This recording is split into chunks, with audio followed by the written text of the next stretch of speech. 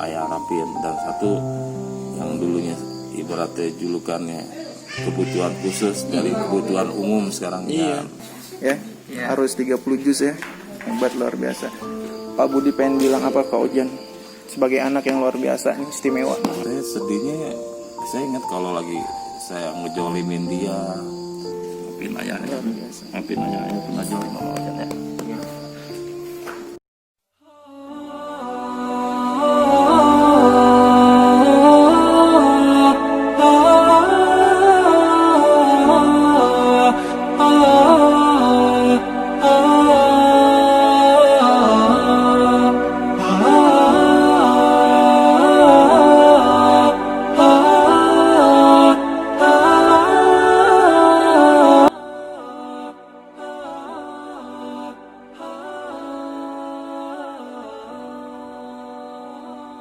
Ya, jaga terus deh orang tua Ojan ya.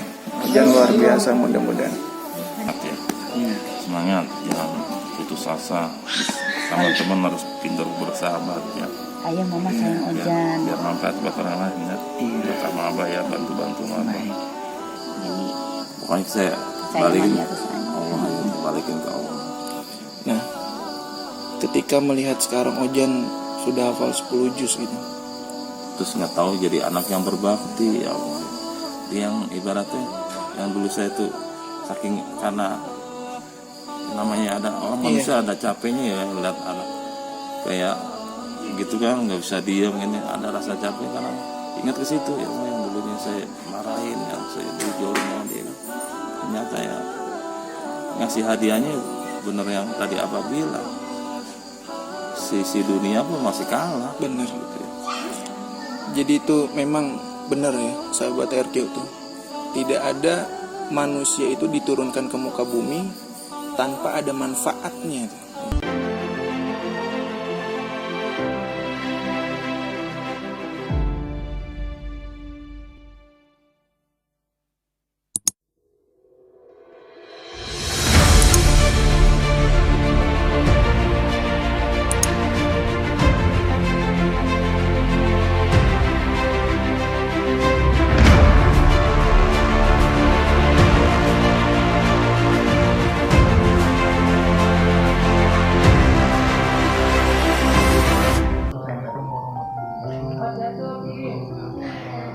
Sahabat RQ, hari ini benar-benar muhasabah diri banget nih.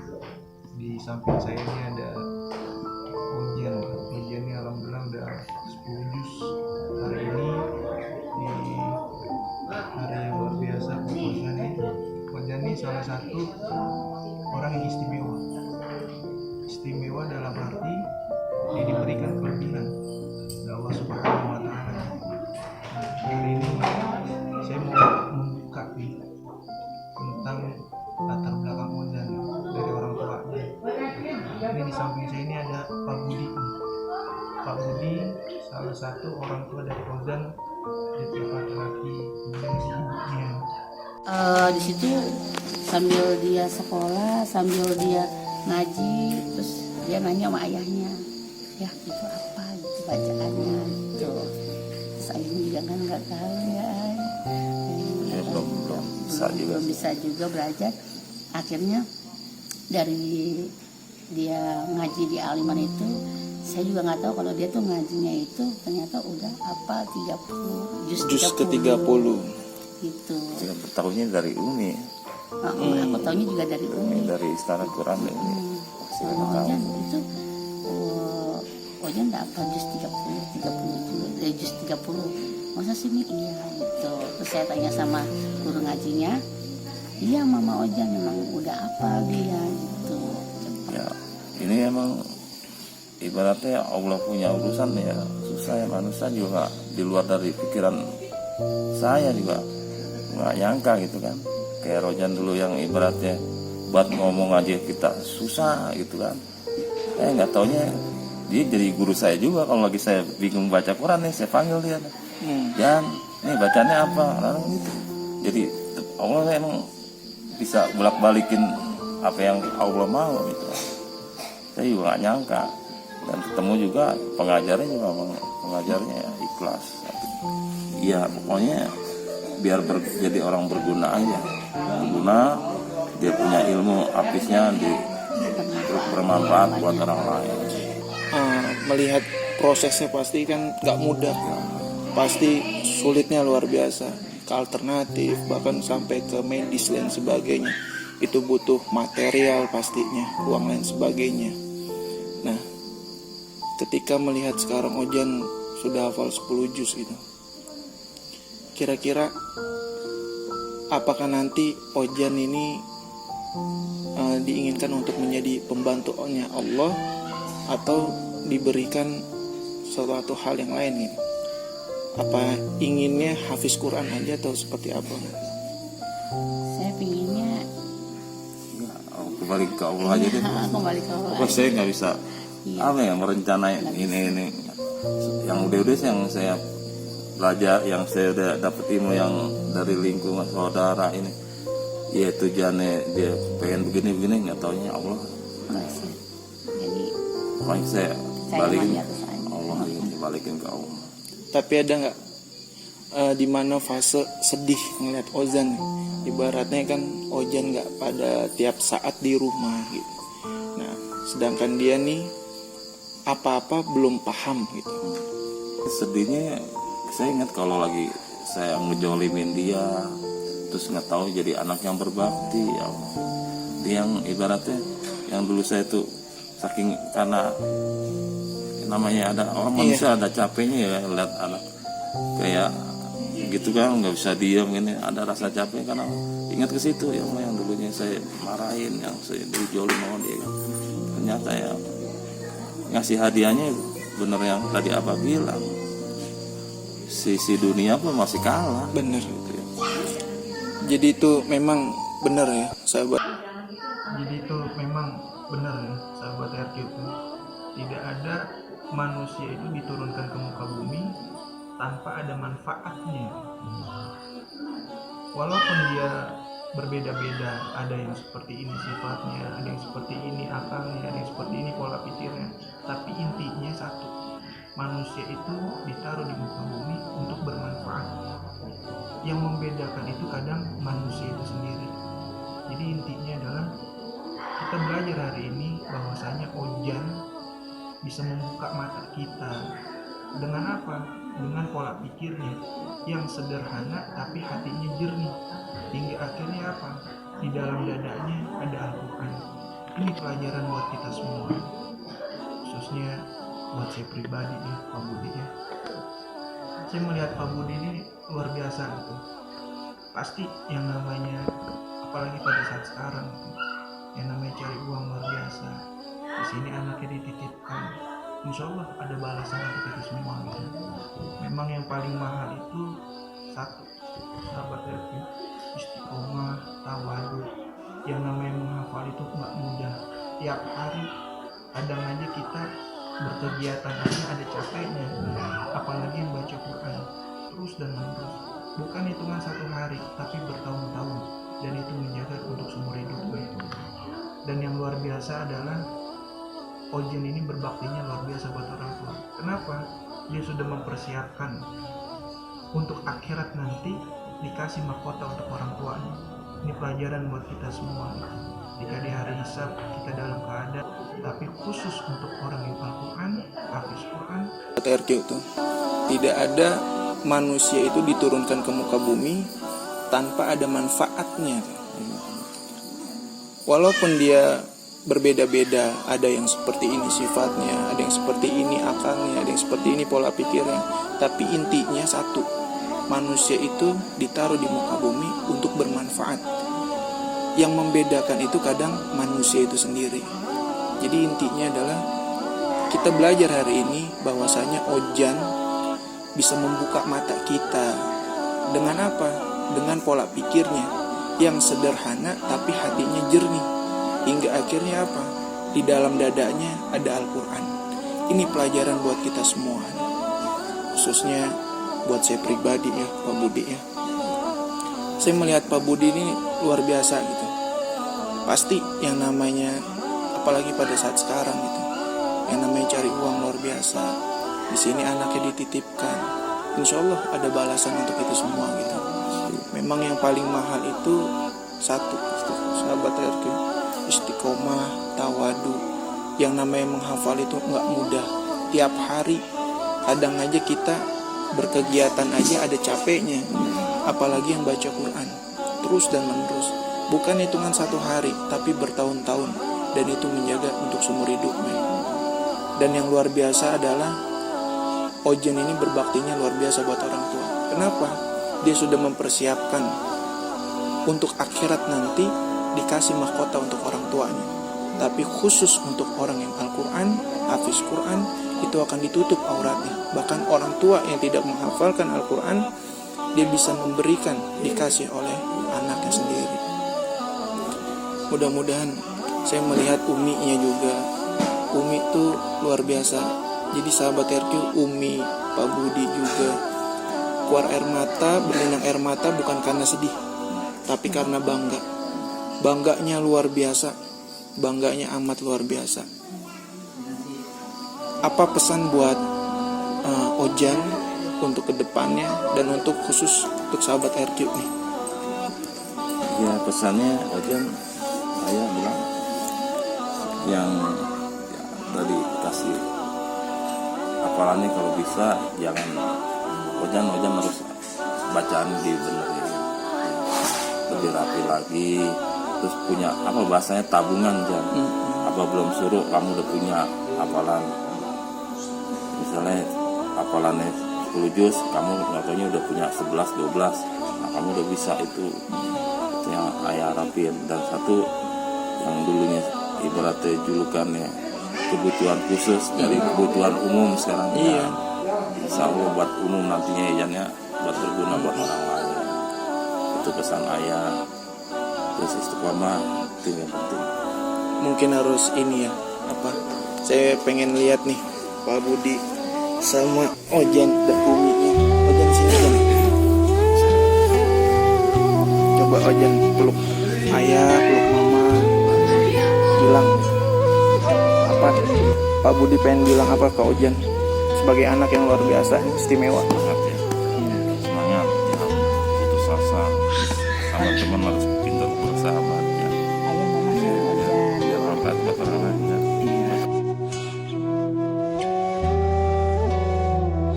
Ayahnya maafin aja mama Ojan ya.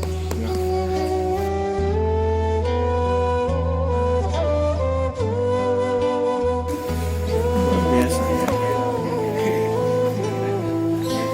Ya, jaga terus deh orang tua Ojan ya. Ojan luar biasa mudah-mudahan.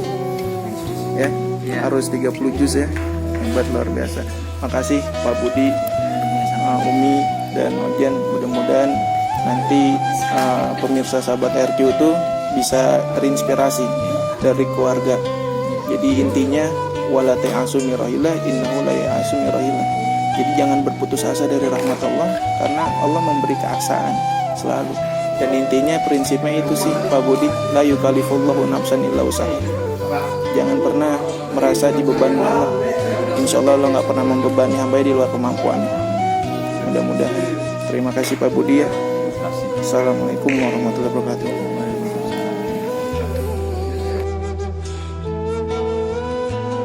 Terus itu apa? Ini pelajaran buat kita semua. Video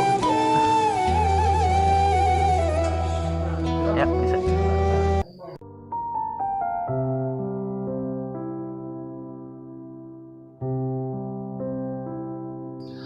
Ojan ini datang ke saya sewaktu saya masih di Parung. Nah itu waktu datang kita nggak nyangka kalau santri yang bakal diserahin sama kita adalah Rozan. Ya, kita nggak tahu waktu itu. Kalau kata orang tuanya sih autis. Ya, autis. Jadi ada sedikit beda deh gitu. Ya, bisa dibilang begitu. Ya. Nah, jadi dan Rojan ini dulu waktu di Parung salah satu santri, kalau dulu bahasa saya di Parung santri bebas pulsa, lost meter, dalam artian dia bebas daripada segala peraturan pesantren gitu. Jadi dia mau ngapain juga terserah dia deh gitu, istilah nggak ada sanksi buat dia. Tapi dengan kebesaran hati ayahnya ngadep langsung ke saya gitu. Minta supaya Rojan ini disamain sama santri lain gitu. Kalau dia salah ditegur, kalau dia telat disuruh ke gerbang gitu. Dulu dia nggak ke gerbang, mau datang jam berapa juga ya udah terserah dia mau apa ya, mau salahin dia juga salahnya di mana gitu. Tapi dengan kebesaran hati orang tuanya minta langsung ke saya supaya disamain sama santri lain gitu. Kalau dia telat supaya dihukum di gerbang, kalau dia salah ditegur, karena ayahnya pengen Ojan paham mana yang benar mana yang salah gitu. Alhamdulillah berjalan pelan-pelan gitu, nggak langsung waktu itu. Ya intinya dia tadinya santri bebas pulsa, los meter, nggak ada hukuman buat dia. Gimana kita mau hukum, Allah aja nggak hukum dia. Ya. Nah, jadi gitu, sedikit cerita, banyak cerita ya selama saya bersama Ojan. Dan pada suatu hari juga pernah, dia kan dulu nggak boleh, istilahnya emang saya bilang ini santri jangan ada yang ganggu Rojan. Tapi suatu hari dia nangis, saya kumpulin santri, kenapa? Ya ceritanya digodain lah teman-temannya, dia nangis. Saya agak haru juga sebenarnya ngomong tentang dia. Nah setelah santri saya kumpulin gitu ya, saya tanya pada santri, kalian paham nggak kenapa Allah kirim Ojan ke tempat kita gitu? Pasti ada maksud. Saya cuma bilang begini, Ojan ya yang menurut pandangan kita mungkin maaf kata ya kurang normal gitu ya, yang begini aja semangatnya gitu dalam menghafal kita bisa lihat sendiri gitu. Yang jadi pertanyaan bagi kita, bagaimana kita yang normal, yang merasa lebih normal dari Ojan gitu. Bisakah kalian kayak Ojan semangatnya ngafalnya? Karena bagi saya ya, orang kayak Ojan ini jangankan ngafal, niat aja udah cakep ya, cuma niat doang itu udah cakep buat dia. Baca alif-alifan aja udah cakep buat dia, dibanding orang yang merasa lebih normal, jangankan baca, nyentuh Quran kagak ya. Mana yang normal? Ojan apa yang gak nyentuh Quran gitu. Ini atibar bagi kita semua nih orang kayak Ojan sebenarnya gitu. Ya. Jangan disembarangin. Ya, atibar sebenarnya Allah. Mungkin saya bilang sama santri saya, Allah sengaja ngirim Ojan, bukan sesuatu yang kebetulan, memang Allah kirim ke pesantren supaya kita ngaca, gitu, belajar, ngeliat kita yang merasa lebih normal dari dia bisa kayak dia yang kita anggap maaf mungkin nggak senormal kita, tapi bisa lebih dari kita dalam menghafal. Pelajaran itu yang saya ambil pelajaran gitu. Dan saya juga sebenarnya malu gitu. Dan soalnya cakepan dia ya. Saya juga pernah bilang sama saya, Ojan ini kalau saya lepas bacaannya mungkin udah selesai, tapi kan sayang kalau apalan cakep bacaannya kurang gitu ya. Kayaknya saya paham dulu, maksudnya biar bacaannya. Emang dulu waktu pertama datang kita ngobrol sama dia kita nggak paham gitu. Kalau orang tuanya sih paham, memang dari kecil dirawat gitu. Waktu pertama ketemu nggak paham, ngomongin cepat nggak jelas gitu ya. Pokoknya kalau dia ngomong saya iya aja udah gitu. Mau dipahami kita mikir dulu soalnya gitu. Iya. Pokoknya bebas pulsa udah.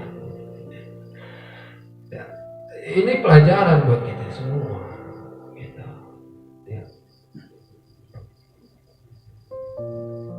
Apakah suatu kenormalan itu hanya dinilai dari segi dunia? Gitu. Ya.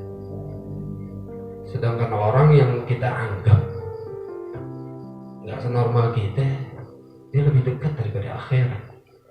Amalannya mana yang normal? Ini semuanya harus kita pikirin. Sebenarnya diri kita normal apa enggak? Normal jangan ditinjau dari segi dunia doang. Ya, kalau normal dari segi dunia mah nggak ada apa-apanya. Suksesan nggak bisa dinilai dari segi kesuksesan dalam dunia. Kalau dalam Al-Quran itu faman zuhziha 'anil nari wa udkhilal jannata faqad faz wa mal hayatud dunya illa mata'ul ghurur. Siapa orang yang diselamatkan dari neraka, dimasukkan oleh Allah Subhanahu wa taala ke dalam surga, faqad faz, itu orang yang sukses. Jangan melulu dunia, punya mobil banyak, punya ini banyak, dikira orang sukses, tapi akhirat gak dipikirin. Ya, ini orang kayak gini, biasanya dalam segi akhirat dia lebih paham daripada kita. Ya, coba lihatin deh. Saya sering merhatiin orang-orang seperti Ojan ini. Kalau dalam segi kebaikan, oke, lebih. Dulu di tempat kita ada namanya Isam ya, dia namanya dia. Isam. Yang boleh ada orang meninggal pasti ada dia. Dia ngomongnya nggak jelas. Setiap saya ketemu orang itu pasti ada dia di tempat-tempat kebaikan. Tapi pada saat ini saya cuma mau mengatakan, dan insya Allah meyakinkan buat bapaknya Ojan bahwa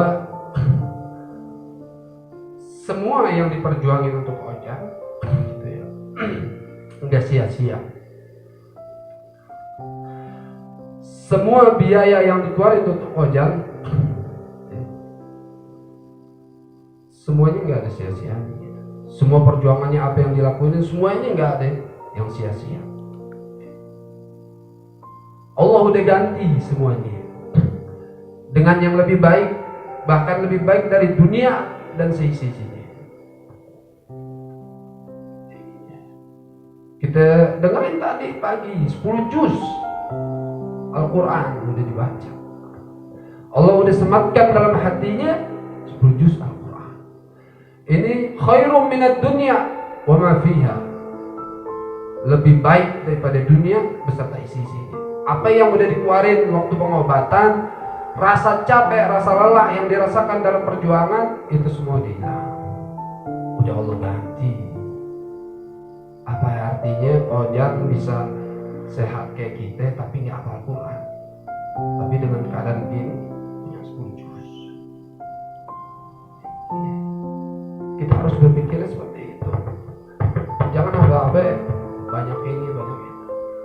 Pikirin akhirat. Mungkin saya dulu selalu bilang sama santri saya, hafal Quran jangan mikir yang macam-macam.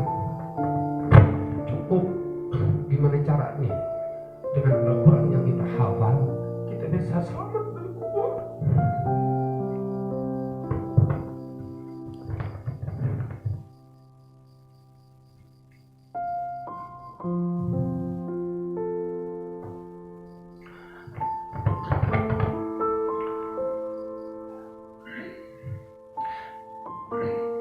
Cuma itu yang selalu saya pesan ke santri saya, gak usah mikir macam-macam. Perkara nanti kita jadi pejabat, jadi angkatan, jadi apalah, itu bonus dari Allah SWT. Tapi bagaimana caranya kita bisa selamat, itu yang penting ya. Karena kalau di kubur aja udah gak selamat, ke surga aja gak bakal selamat. Tapi kalau di kubur selamat, insya Allah bisa selamat. Dikubur dulu. Jadi saya hanya ingin meyakinkan kepada Bapak Nyonya bahwa semua ya perjuangan yang dilakukan waktu Ojan masih kecil, segala harta yang dikeluarkan waktu Ojan masih kecil, semuanya udah Allah bayar. Ya. Dengan Allah jadikan, Allah pilih Ojan sebagai penghalang. Dan tiba waktunya nanti di hadapan Allah dan miliaran manusia, Ojan akan menyematkan mahkota buat orang tuanya.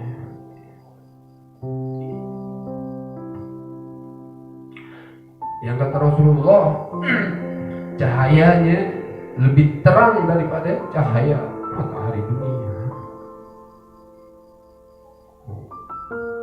Ini anak di dunia nggak bisa ngasih apa-apa itu buat orang tuanya, jangan sampai di akhirat nggak bisa ngasih apa-apa juga. Gitu. Ya. Ini pelajaran buat kita semua, buat saya juga. Ya. Jadi saya sekedar karena tadi saya dengar cerita bapaknya Ojan segitu, langsung saya emang belum ada bukti dibanding dengan keadaan Ojan sekarang. Dia udah sekarang pegang 10 juz.